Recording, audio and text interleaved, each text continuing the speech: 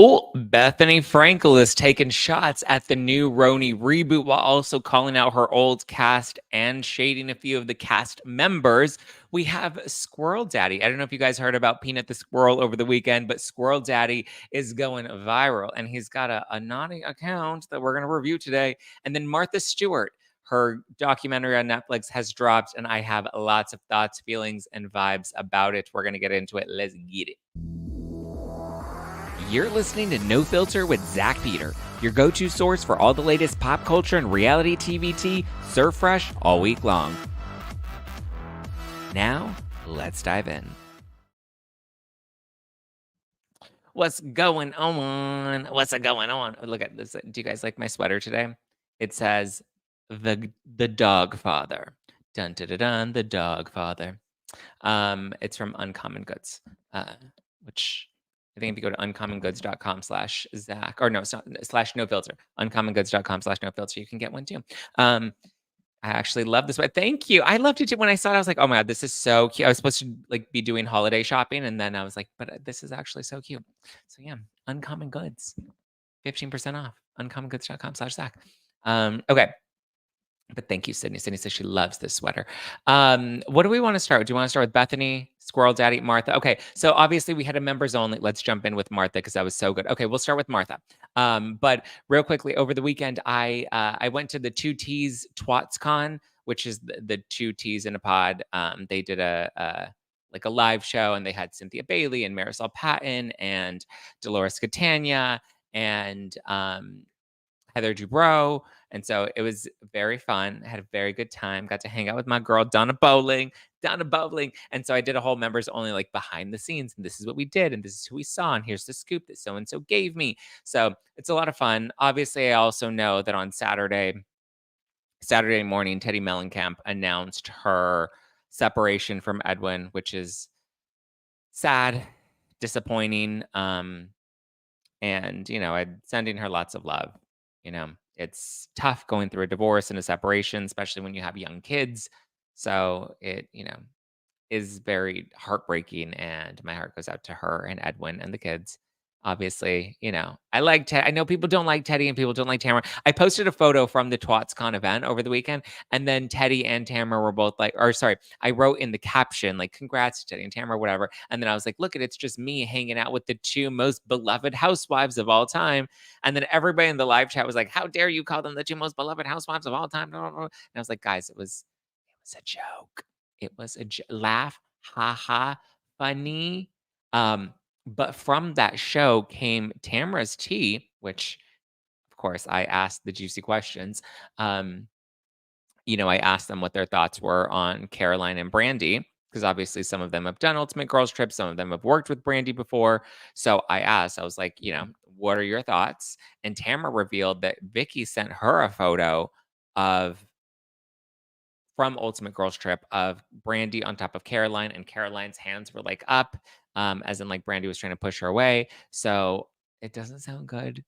But also at the same time, I was like, but like, I know I asked the question, but also like, is Bravo going to be upset about this? Because this like kind of hurts the network in some way. Is Brandy going to be upset? Like, I don't know. It was just like, it was tea. It was juicy. And of course, I asked a juicy question and got the tea. But I hope they'll release it. I think they were recording it. So I'm hoping that show will get released and you guys will get to listen to all of it. It was really sweet. They even like gave me a shout out. Like when they started the show, they're like, Alexis Bellino and John Jansen are here, and Joe De La Rosa's here, and Zach Peters is here. And I was like, oh, hi. Hi, nice to meet you. It's me, Zach Peter. Which was very sweet. And I was very grateful. I was like, "Ah." Anytime I get even like when Erica did her show in Vegas, the residency, and she's like, "Zach Peter," like when people shout me out on stage, I'm always just like, "What? Me? I'm just like here drinking my cocktail, just like living my life." So it's always very sweet.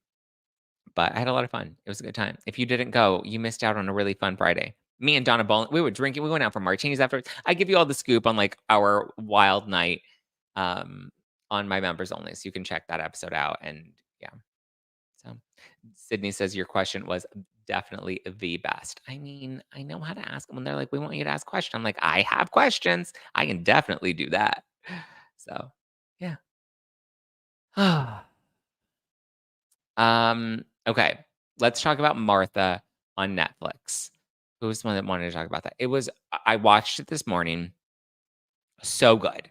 So Martha Stewart is a bad bitch. Martha Stewart is that bitch. Like Martha Stewart, you see this like her upbringing, and she was raised in this family where her dad was like really strict and like always try to keep them in line and would like, you know, beat them if they didn't listen to him or they didn't stay in line. And then the mom, was a bit cold, and like there wasn't a lot of affection and love in the households growing up. So you can understand why Martha Stewart grew up to be kind of cold, right? A little icy, right? Ice queen. But she always had really big ambitions, and she always knew she wanted to be um, successful in some right. And then when she got married, she does talk about her husband. There's this juicy part where she's talking about this guy, and her dad didn't want to marry her dad didn't want her to marry him because he was Jewish. And she's like, my dad was a total bigot, and he didn't want me to marry this man because he was a Jew. And she's like, and I didn't care. I told my dad I was marrying him anyway. And she did. And then she also talks about how she was the one, or he was the one that she lost her virginity to, and she was 19 years old when it happened. And she was like, he was very aggressive, and I kind of liked it. And I was like, oh, I mean, it's kind of fun, right? A little power play, a little pull my hair, choke me a little bit, just like a little bit of that, like a little zing, a little little rar. Um, I like a power play. You choke me, I choke you. Let's see how fun we can get with this. Let's see who can really, you know, secure the spot on top of the hill. Um, but yeah, Brittany says, I love that Martha said she was her dad's favorite coming from a family of five. I know I'm my dad's favorite. Yeah, my grandmother, the one that I had shared with you, who passed away back in 2021, who I was really close with and lived with her. I was her favorite of all the kids. Well, not of all her kids. She had three kids, and then I was the first grandkid, but I was kind of like the baby. I was kind of like her kid more than I was one of the grandkids. So I was obviously the favorite grandkid.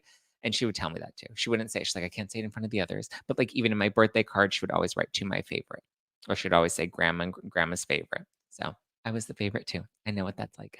But yeah, she married this guy, told her dad, basically, screw you, I'm marrying him. He was very aggressive. She loved to hit him in bed. She talks about cheating on him and just cheating in general. Um, and I guess, like, there was this moment where she was at the Vatican, and there was this guy she was, like, in Europe, and she ended up, like, having this hot, passionate moment where she, like, made out with this dude in Europe, and then they're like, "Well, isn't that technically, like, cheating on your boyfriend?" And she's like, "No, it's not really." She's like, "It was just I wouldn't call it infidelity. I would call it just emotion. It was just pure, raw emotion, and in the moment." I was like, "Well, sometimes it's hormones, you know? It's sure." So from now on, should anybody get involved in any infidelity. Like Shaggy, it wasn't me, it was emotion. It wasn't me. Said she caught me on the counter. It wasn't me. Caught me in the shower. It wasn't me. She even caught me on camera. It wasn't me. So yeah, it wasn't her. She didn't cheat. But then later on, she does talk about how she had an affair with an Irish man, but it was very brief in comparison to the way her husband was cheating on her. And then they have all these letters. So her second husband, because she ended up separating from her first husband, and then she got another husband.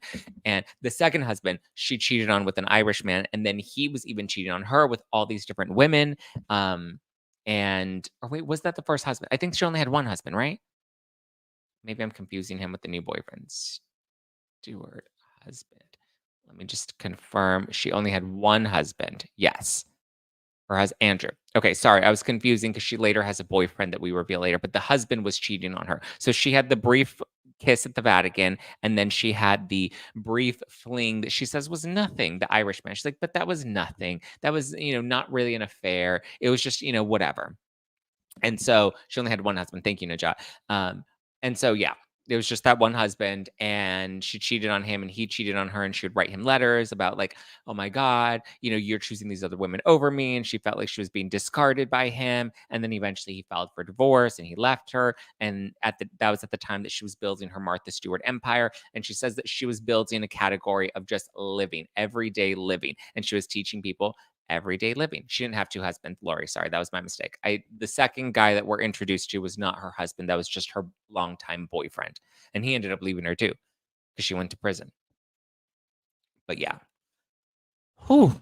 but her husband ends up divorcing her, and she's like, "Oh my god, this is gonna be really tough on my career," but, like, people didn't care, they just wanted to see her teach them how to make flower arrangements and do parties, and so she really built, this total Martha Stewart empire, and she would go into these business meetings with all of these men, and she would try to sell them on, like, Martha Stewart Living, and the magazine is gonna do really well, and, the show, and all these things she was selling them on, and she had just this big vision of what she knew women wanted, and what she knew women were looking for, and how to be of value, and to find the white space in the market, and all of that.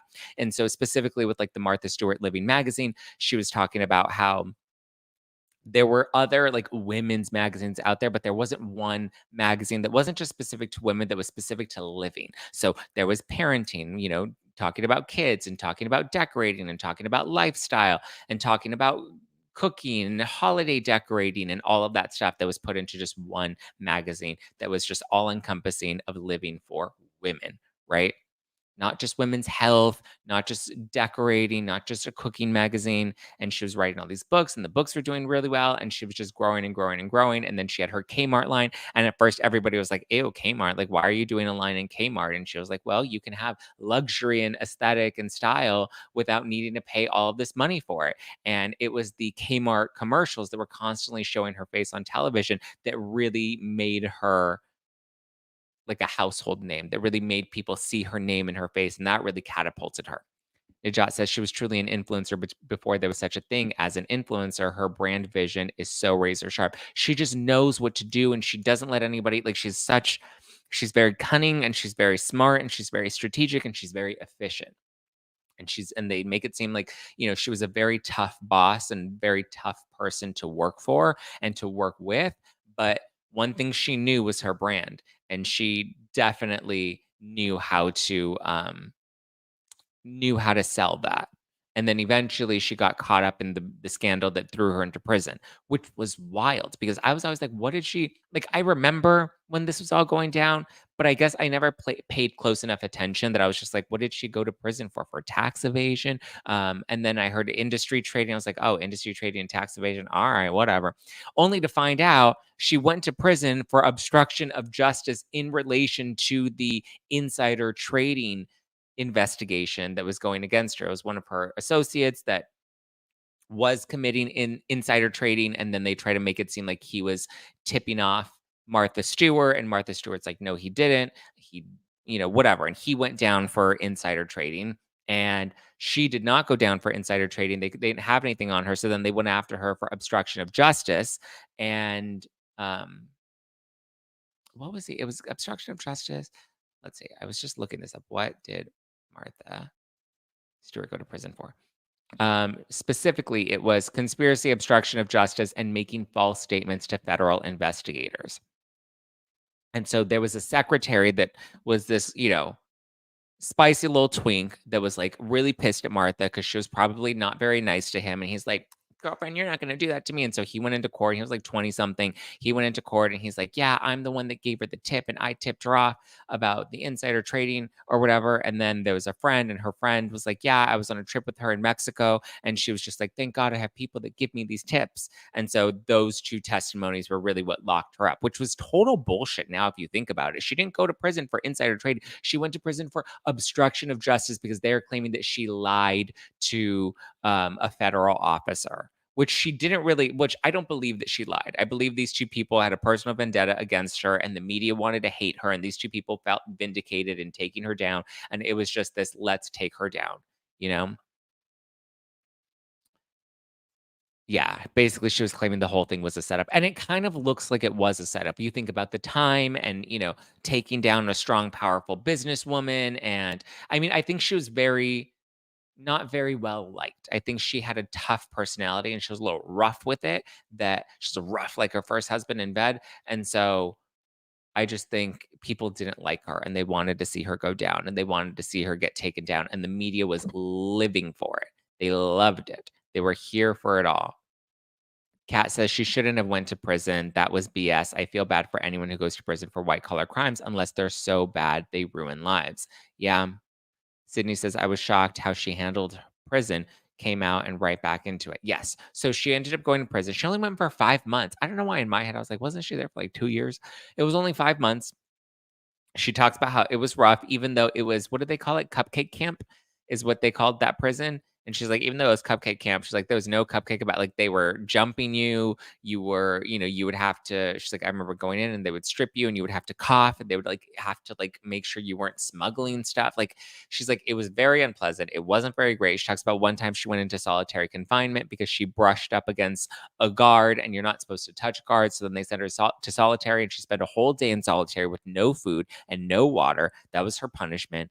And it was just, it was a really good documentary because you watch how you're rooting for her and you see, okay, when you find out why she went to prison and you see all the details and you hear her side of it, you're kind of like, okay, she shouldn't have gone to prison. Like, she was a bitch and people didn't like her for being a bitch because she was a strong, independent woman. And like, it was, they clearly targeted her and wanted to make an example out of her. Because I mean, she went to prison for obstruction of justice for lying to a federal officer. Like, it's the most ridiculous thing, you know?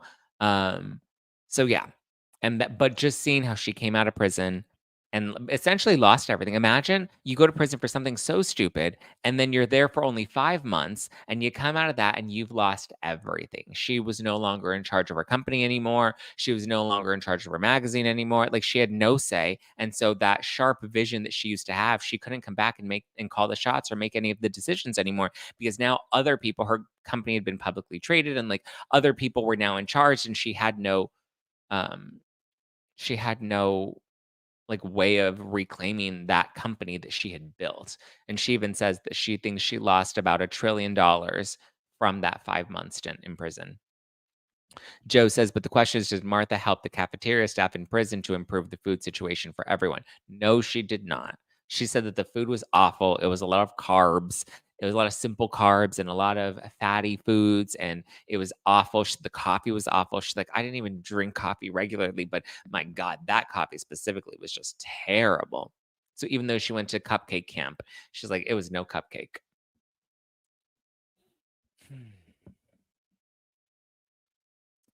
Um, Pamela says it was supposedly a cupcake prison, but still prison. Yeah, well, she said no. Brittany says also Martha is no snitch. I love that. Yeah, listen, no snitch, and she was definitely ready to come back and get the life that she had back. And I respect that. The hustle was real. She came back. She tried to save her companies. It was really tough because she couldn't really do much because she no longer had control of her companies. So then they showed that what really put Martha Stewart back on the map was the Justin Bieber roast on Comedy Central. And Kevin Hart hosted it. Martha Stewart was in it, which was shocking. And Justin Bieber's manager was like, "Oh my God, we got Martha Stewart. This is going to be crazy because she's trying to rebuild her image after going to prison, and Justin's obviously trying to rebuild his image after getting arrested." So they thought that it was perfect. And they thought that she was going to come out and make some little fluffy jokes. And she went hard at that roast. She made racist jokes. She made all sorts of ruthless and toothless jokes. And she came at them. She called Natasha Leggero one of the dirtiest hoes that she's ever seen. Made a joke about Kevin Hart and being African American rich. So yeah, it was she went hard and it was funny. People didn't expect that. And it made her likable. It made her, it made people find her funny rather than being this ice queen. Like, it showed a different side of her that people really respected. And that's where she met Snoop Dogg, and her and Snoop then went and they had their show on VH1 together. And that was really popular and successful. And they had their brand together. And she just kind of slowly rebuilt herself and rebuilt her empire. It's not nearly what she had. It's not the $1 billion empire that she was building before going to prison. But the fact that she was able to recover and come back even strong or just as strong, she's a real one. I have respect for that. I was like, you can come back from anything. You can come back from anything. Damn, she went to solitary for accidentally brushing up against guard. Yep. Tanya said yelling at the employee for using the wrong knife. Oh, yes. And that was caught right. But so she did an Easter special right before going into prison. Martha Stewart did this like final cooking special, and in it they're filming her and you can see her, and she's there's this one woman and she's cutting an orange, and Martha's like, what are you doing? Like, what are you, an idiot? Like, why would you use a small knife to cut an orange? Work smarter, be more efficient. And then she's like, "Use a bigger knife. Don't you know that you cut faster with the bigger knife?" And she's like, "You can't get this on camera." And obviously, of course, they're gonna get it on camera. She's like, "You can't get this on camera." She's like basically telling this one like, "You're a fucking idiot because you're being inefficient because you're using a small knife to cut a large orange rather than using a big knife because it'll be quicker to use a big knife." And then she talks about how she had her boyfriend and she was dating this guy for a very long time. And because she went to prison, when she came out of prison, he ended up finding someone else, Lisa, that bitch. I don't know what her last name is, but Lisa, that bitch. He ended up leaving Martha for Lisa and he was going to marry Lisa. And then Lisa's father said, "Well, if you're going to marry my daughter, then you're not going to be able to be around that felon." And so he had to dump Martha altogether. And Martha's like, "I can't believe you could do something like that to somebody that you care about." It was a good documentary. I highly recommend it. And it just shows how much she rebuilt herself and has come back stronger. Nicole Zack gave all his banking info. Yeah, I did. You missed it. That's what happens when you're late to the live. You're on. I almost missed it. Tammy, I'm here. I'm here. He dumped her while they were in bed. Yeah, he was ruthless. Like, yeah, it was awful. The men in her life were not very good. She definitely does not have a good picker. But so, she's living her life now. And she's like, listen, but it's crazy because the documentary really paints this image of perfection. And Martha Stewart was perfection. And then everything came crashing when she wasn't perfect. She got divorced, then she went to prison. And so now, she likes to live her life as close to perfect as possible, but she's also more realistic that like the older she gets, like perfect is unattainable. And so we see, the resurgence, Martha Stewart's made her come back. I think this documentary is really going to help and I am here for it. So, yeah, love when you say my name. Hi, Tammy Lloyd. Tammy Lloyd. Tammy, Tammy, Tammy. Well, Janelle. Tammy, Tammy, Tammy. Can't you see? Sometimes your words just hypnotize me. I just love your flashy ways. Dun-dun-dun-dun-dun-dun-dun-dun. Martha was about to go into the clink. Maybe the orange was a triggering color for her. Good point, Lemire. Very, very good point. Well, as I mentioned to you guys, this sweater that I have on, it says "The Dog Father," and it's very cute and it's very comfy, and it's from Uncommon Goods, which I'm very excited to tell you guys about because they are a sponsor for me this month, or yeah, this week. Spark something uncommon this holiday with just the right gift from Uncommon Goods. The busy holiday season is here, and Uncommon Goods makes it less stressful with incredible hand-picked gifts for everyone on your list, all in one spot, including yourself, just like me. Gifts that spark joy, wonder, delight, that say, "That's exactly what I wanted," when they open it. So, Uncommon Goods has scoured the globe for original, handmade, absolutely remarkable things. Somehow they know exactly the perfect gift for every single person that you know. Here are a few of my favorites. This sweater, it's so comfy. This is a gift that I bought for I was on the Uncommon Good side and I was like holiday shopping for everybody else, like for my mom and for my stepmom. Like I was looking at different like barware for my stepmom that, was tailored because you can do different like states or different cities. I was even thinking of getting like some LA or some like Holly or Los Angeles engraved like glasses for like whiskey in my apartment. And for my mom, I was like, maybe I'll get her like a nice, cute custom charcuterie board. Maybe for my stepmom, I'll get her some custom barware. So that way her bar's always looking fancy. And that's where I found the dog father sweater because I was like, oh, this is so cute. And when you shop at Uncommon Goods, you're supporting artists and small independent businesses. Many of their handcrafted products are made in small batches. So shop now before they sell out this holiday season and order now. That way you have them in time. That way they're shipped and they arrive in time. Uncommon Goods looks for products that are high quality, unique, and often handmade or made in the US. They have the most meaningful, out of the ordinary gifts anywhere. And they have gifts that you can also personalize. So if you want to engrave something special, you can do that as well. And with every purchase you make at Uncommon Goods, they give back $1 to a nonprofit partner of your choice. They've donated to more than $3 million to date. So if you want to start shopping, you'll get 15% off. To get 15% off your next gift, go to uncommongoods.com/no filter. That's uncommongoods.com/no filter for 15% off. Don't miss out on this limited time offer, Uncommon Goods. We're all out of the ordinary. So there you go. There you go. Boom. Uncomegoods.com/no-filter.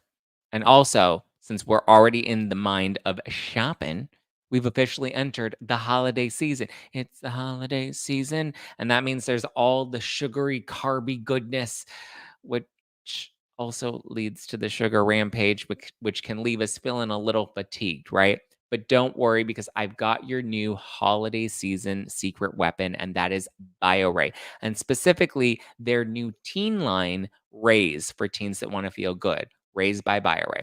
My family's been taking BioRay supplements for well over a decade at this point, and BioRay formulas are plant medicine that you've been looking for, that you want to bring into your household to keep your family healthy. They're tasty liquid tinctures that are perfect for the whole family. Their new Raise line is great for helping those angsty teens. Life is Peachy Drops help calm down those moods and bring on the peachy vibes.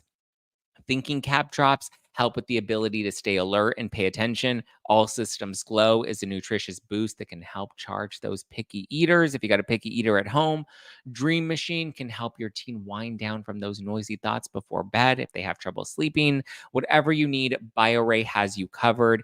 Give Raised by BioRay a try today and use code Zack, ZACK, for 10% off your next order at bioray.com. That's code Zack, ZACK, for 10% off your next order right now at bioray.com. BIORAY, bioray.com. Score that 10% off and thank me later. Okay. Back to the show. Bethenny Frankel. Oh, yeah, let's talk about Bethenny Frankel, and then we're gonna talk about Squirrel Daddy because you guys are gonna get thirsty after Squirrel Daddy. Hey. So Bethenny Frankel is speaking out about the RHONY reboot on the Tickety Talk. And whew, oh boy. Oh boy, oh boy, oh boy. So she says she goes on her TikTok, she goes on her rants on TikTok, and she's like, I've had two gay guys call me, and they're all telling me about the RHONY reboot, and they said that it's unwatchable. They said, get it off my screen. And she's just like, I haven't watched the RHONY reboot. I have no interest in watching the RHONY reboot, but I just keep hearing that it's so bad. And she's like, listen, I know some of the ladies, they all seem like very nice ladies, but it doesn't sound like the show's doing. And listen, I tried because Bryn had posted something, Bryn Whitfield from the RHONY reboot. She posted something on our Instagram story, like this long old thing about like her words being taken out of context and in relation to Uba and Uba not wanting to get edited as an angry black woman, all this stuff um, related to this trip to the Hamptons from last season. I was so confused because I saw her posting this and I was like, oh, is there something in the new episode that I should watch the new episode on to figure out what she's talking about? And then I watched the new episode and it was so fucking boring from the Clueless birthday party that Jezel was hosting. Like it was so boring. Like Rebecca Minkoff, awful. The new lesbian, awful. Jenna Lyons, boring. Bryn, like she's trying, but it's not really landing. Like Aaron's the only good one. It's funny. I was having a conversation with actually a producer, and we were talking about it. And I was like, "What are your thoughts of the reboot?" And he was telling me, he's like, "Listen, the best one of that cast is Aaron." And I was like, "I agree. The best casting is Aaron, but my thing is Aaron is like a Crystal Minkoff."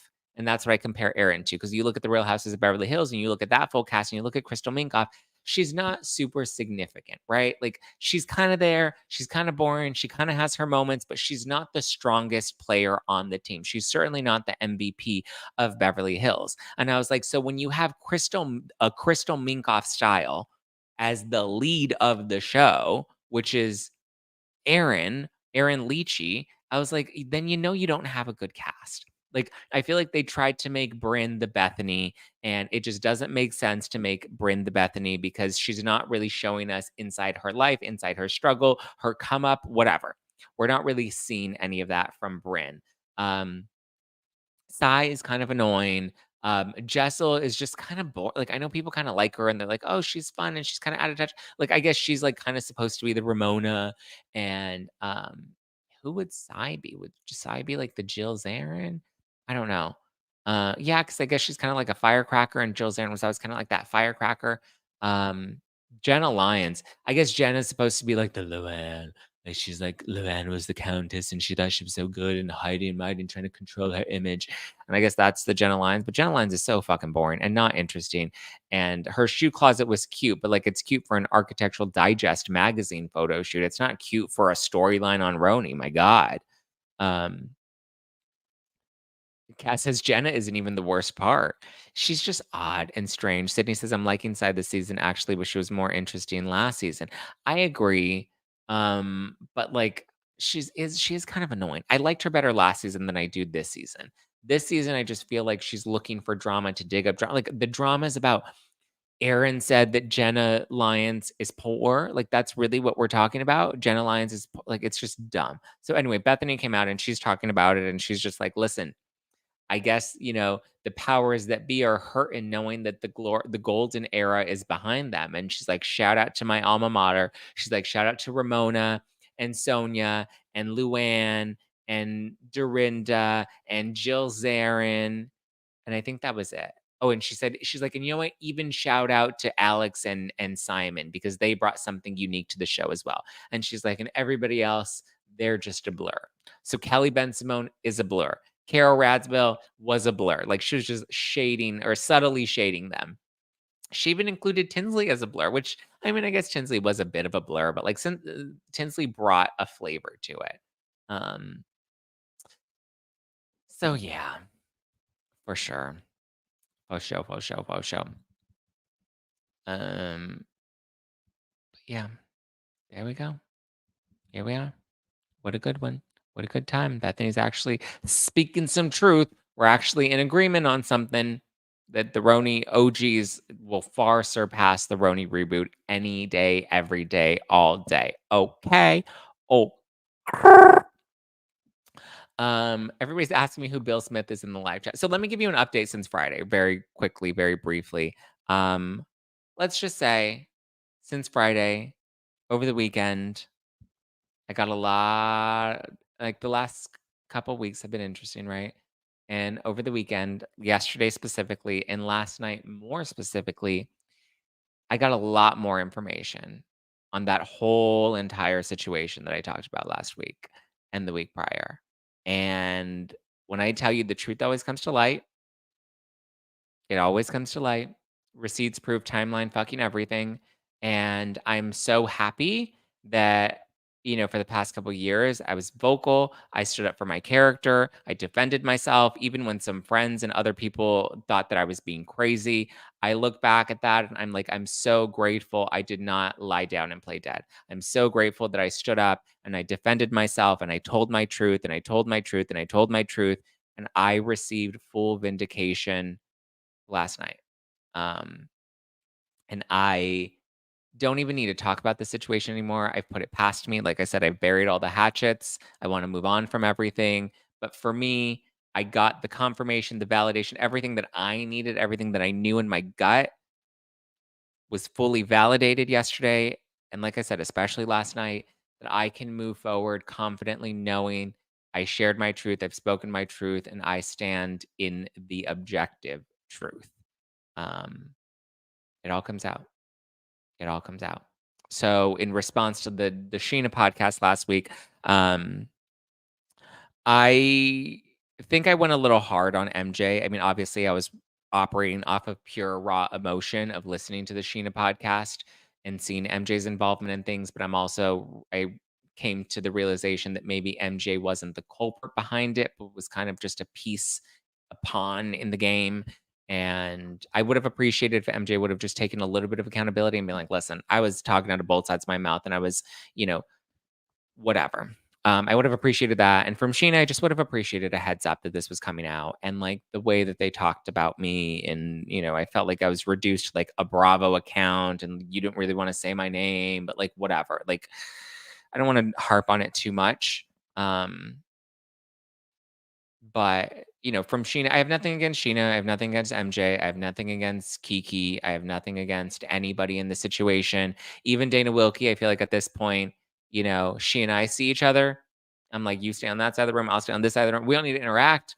We don't like each other, and that's cool. So like I said, I've buried all the hatchets. I'm moving on from everything.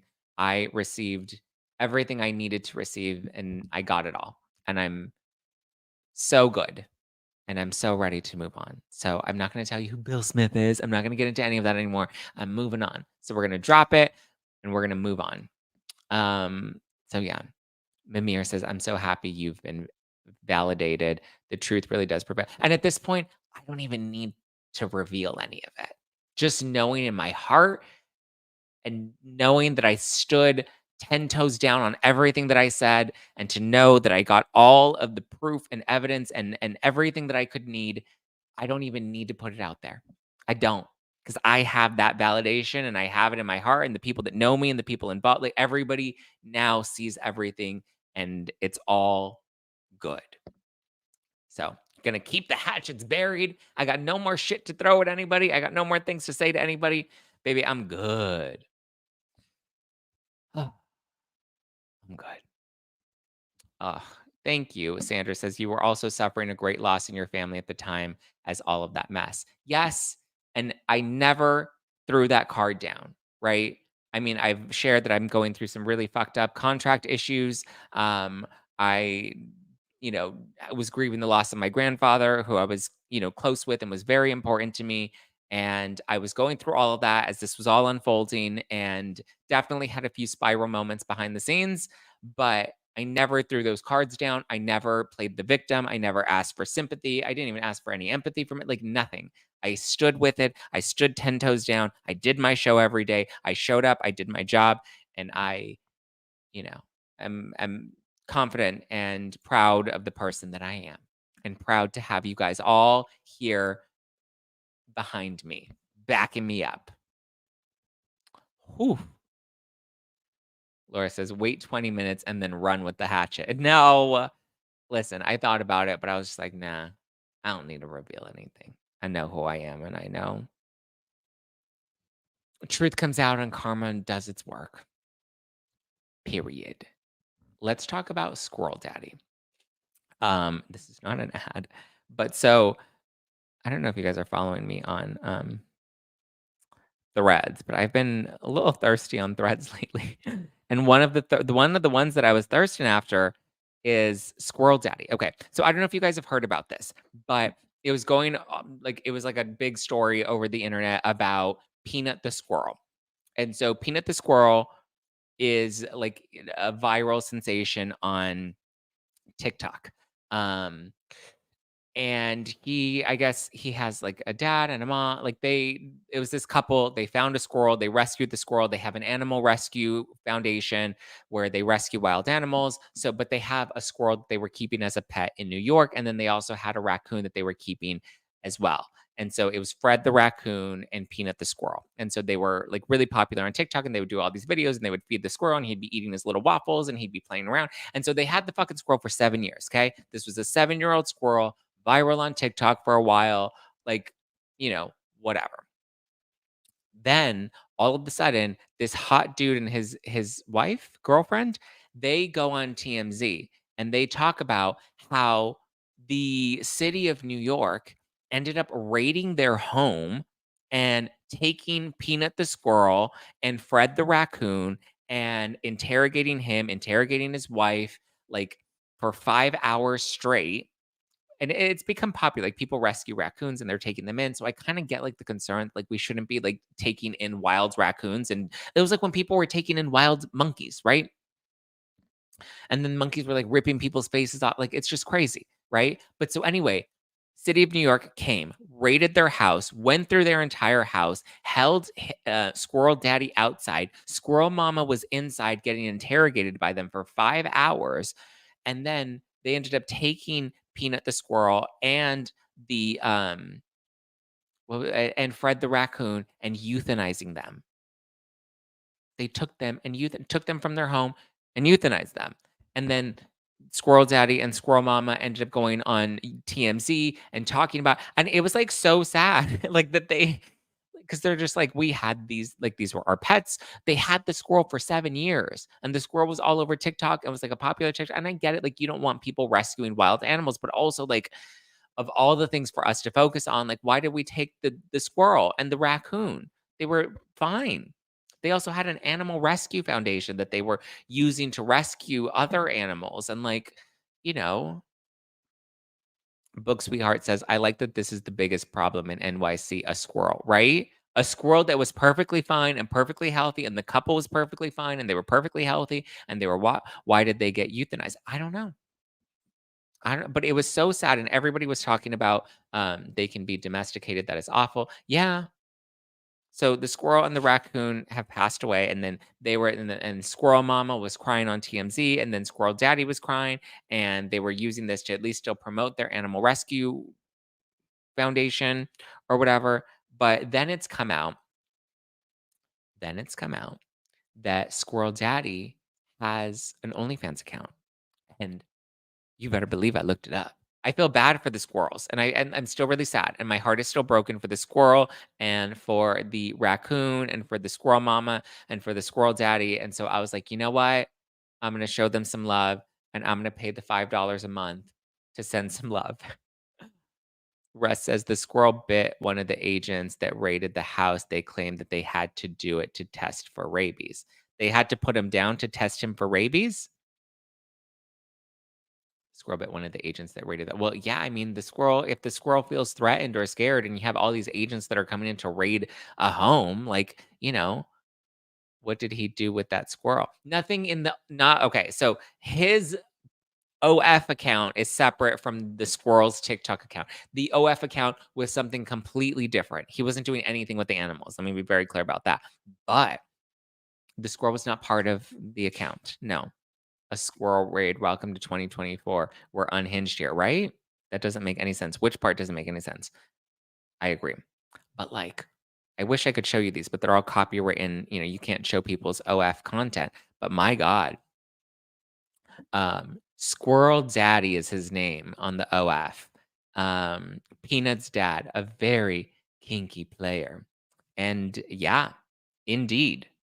Oh, he even has a separate free account. What's on the separate free account?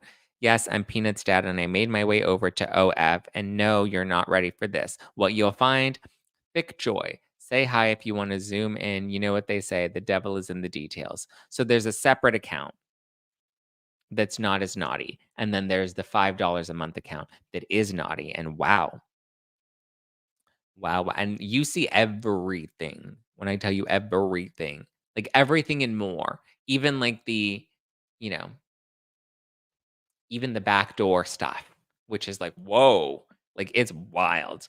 He really is out there saving all the squirrels. I'm like, you can save my squirrel. So he's going viral because everyone's like, oh, he looks so cute. Oh, he's so hot. I have to agree. Delicious. Delicious. Oh, return Peanut, the beloved squirrel, to his rightful home. They had a petition, and they had 22,000 people sign the petition to bring Peanut home, and then Peanut was euthanized. That is so sad. Everybody should go and order his peanuts in honor of Peanut, right? He did look hot on TMZ. Well, you should see him without his clothes. I mean, it is truly wild. Just keep him away from the gerbils. We don't need another Richard Gere situation. Oh, I remember. Put didn't the gerbil enter the back door? Richard Gere's house's back door. You can test for rabies when animals and humans are alive. I agree. Sydney says, but he's not doing anything with the squirrels on OF, right? No, he's not doing anything with the squirrels on OF. Nothing at all. Mimir says, I feel bad for the raccoon. They are very intelligent. Little Gaffer probably knew what was going on. Oh, no, don't tell me he knew what was going on. That makes it even worse. Petitions don't do anything. Trust me, I had one for Family Karma. Yeah, that's what, when people are always like, there's a change.org petition, I'm like, they don't do shit. A petition don't do a damn thing. Sorry, not sorry.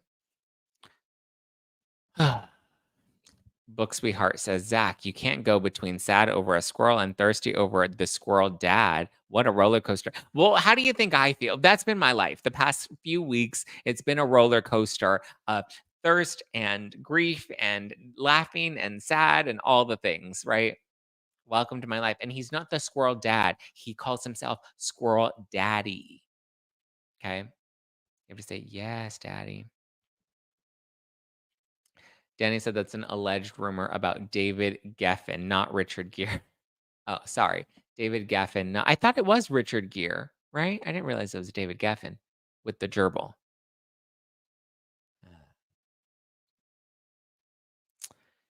So, yeah. Squirrel Daddy, you can go out there and check him out. Check him out. Laura said, when I was outspoken, they moved my school during Rona and the parents had a petition. I moved. Say what? Oh, well, yeah. Bridget says, I'm in New York. It's a huge thing here. The DEC made a huge mistake. What's a huge thing here? Well, obviously, we know Squirrel Daddy has a huge thing, but what is the huge thing that you're referring to in New York? Pamela says, oh, I thought it was Richard Gere. I thought it was Richard Gere too. Mimir says, I'm old and remember it was Richard Gere. Was it Richard Gere with the gerbil? Richard Gere with the candlestick in the library and the gerbil. I don't know. Lori says, Pamela, I'm just a squirrel looking for a nut to move my butt to the dance floor. Oh, okay. Everyone agrees that it was Richard Gere. Michelle says, squirrel daddies are huge in New York or pigeon daddies? Pigeon daddies. Who wants a pigeon daddy? No, thank you. But yeah, justice for Peanut the squirrel and get out the handcuffs for Squirrel Daddy. He's been naughty. He's been super naughty. Naughty. Hey.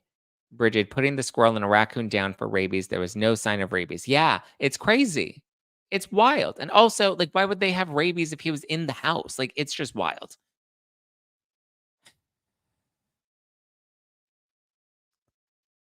Muddy Gray says, why are we assuming that it was only one person with the gerbil? I don't know. Listen, I don't know. Could have been more than one. Pamela says it was Richard Gere and a gerbil, the rumor. Yes, that's what I remember. The rumor being of Richard Gere and the gerbil. They found a complaint come from Karen in Texas, some Karen in Texas. Yes, in regard to the Peanut the squirrel. So I guess neighbors were complaining about it, which I don't get why a neighbor would give a shit. Like, what do you care if they have a squirrel in their house? Like, what is it doing to you? If it's not bothering, like, people need to stop with the policing. Like, talk about Nazis. Like, you're gonna go and rat out the squirrel? Snitches get stitches. Not really. Let's not take me out of context. But like, why are we ratting them out? Like, mind your damn business. Do you and let other people do them. And if they're not bothering you and you're not bothering them, just live your life. Okay? Live your life.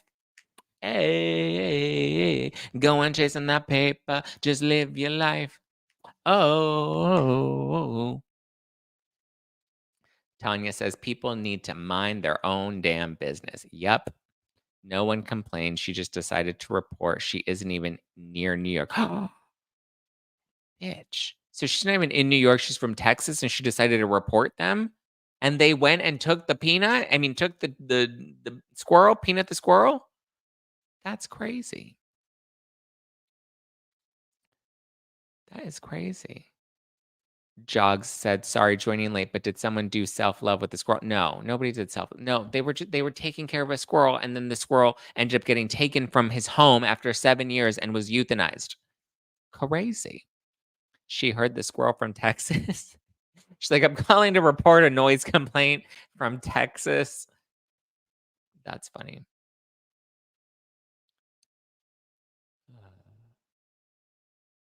Mallory says, I'm getting a new duplex neighbors and I'm so worried that they're going to be nosy and hate my cats. Yeah, I remember when we first moved in and Sully was first getting adjusted here. And so he would whine, he would whimper when I would go work out in the mornings. And then some snitch on our floor went and ratted us out and is like, there's some dog that's and you know what? There's another little fucking dog down the hall that doesn't shut the fuck up, that barks and barks and barks and barks and barks all day long. Do you think I've ever reported them? No. I know I had to get a bark collar and put it on the dogs to make sure they wouldn't bark when I would leave. I mean, now they don't bark unless like somebody walks by, but they won't like whimper when I'm gone. but it's crazy. Mm-mm-mm-mm. Dotting Crazy Carol says, "Squirrel urine has a very strong odor. I don't think you can potty train a squirrel." Well, I don't know, Carol. Have you ever had a squirrel? I don't know. I've never had a squirrel. I don't know about potty training a squirrel. Small yippy dogs suck. I agree, Brian. I agree. Nobody wants to rat out the little yappy dog. My big dogs whimper one time and all of a sudden it's an issue. Michelle says, get squirrel diapers. That sounds like a very sensible solution. So yeah, Nicole says we're all allowed. Were they even allowed to take those measures? Can't they be held accountable? I don't know. Listen, I don't know the laws about keeping a squirrel and euthanizing a squirrel and the rabies of it all. I don't know. I don't. But listen, if you have $5 and you want to send a little love to Squirrel Daddy, I would highly recommend it. I would, and tell him I sent you too. It's like a real life Stewart Little, except with the squirrel and on. Exactly. That's a really good example. Thank you, Tanya. I tried to buy a membership, but I think I bought a super chat. So confused. Yes, Mimir, you bought a super chat. Not a membership. You bought a super chat. Thank you for the super chat. But there should be a link in the description below where you can click it and join to become a member on YouTube. Brian says, look, in California, you can have a fennec fox, a savanna cat, and probably a 20-foot snake. No, we're not doing that. We are not doing the snake. 20 foot. No, thank you. Who the fuck wants a 20-foot snake? No, thank you. No, thank you. Brian says, also vote, baby, vote. Yes. I don't want to get political and I'm not going to get political, but I will say this because I posted this on my Instagram story and I just thought it was very encapsulating of like how I feel. Obviously, election day is this Tuesday. I'm not going to tell you who to vote for. I'm not going to tell you what to vote for. I did see this from Shervin, this guy that I follow on Instagram, and he wrote, it's not for me to tell you who to vote for. And yes, a two-party system is designed to divide and conquer. But speaking for the now, we need the wars to end, less government invading our lives, inflation to dissipate, and a complete revolution with our health policies. Please go vote. It matters. And I agree. Vote for what matters to you. Vote for your future. Vote for the issues that are important to you. I'm not going to tell you who to vote for. I also understand if you don't want to vote. I get it. You may not be happy with the options that we have, but just going to say you have an opportunity to participate and vote. So do your civic duty if you feel so compelled.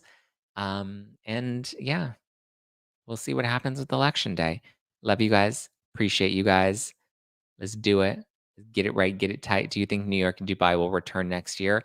I don't know. I don't know. That I don't know.